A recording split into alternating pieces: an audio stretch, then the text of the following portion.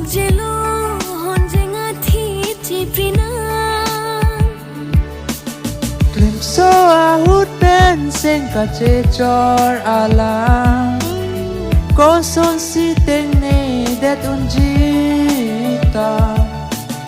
Kai tin pia chor si che hok lo nan pa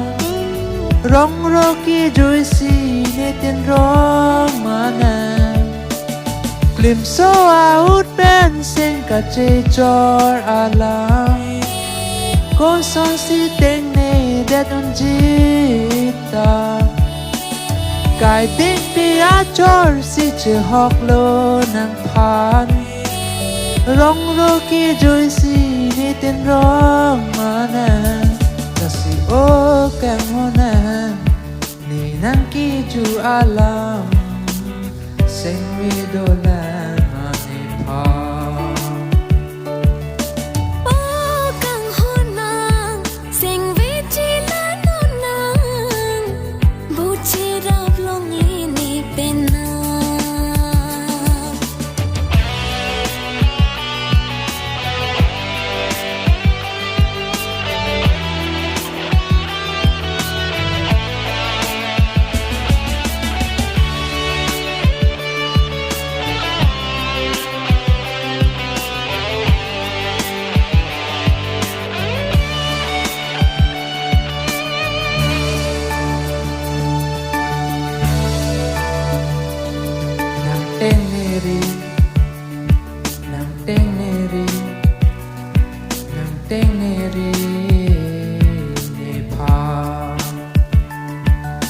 Teneri nephan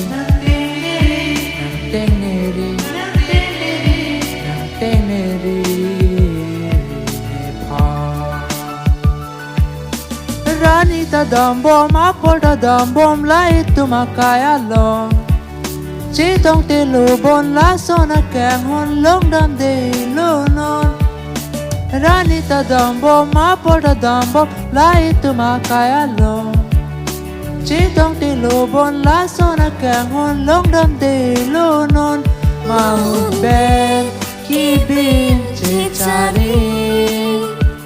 Chỉ tông tê atomo ketok na Mantune Machar chelovi Rai rim rim King bot chipri ka Kasi o Kanghon ni nang keju alam sengve dolang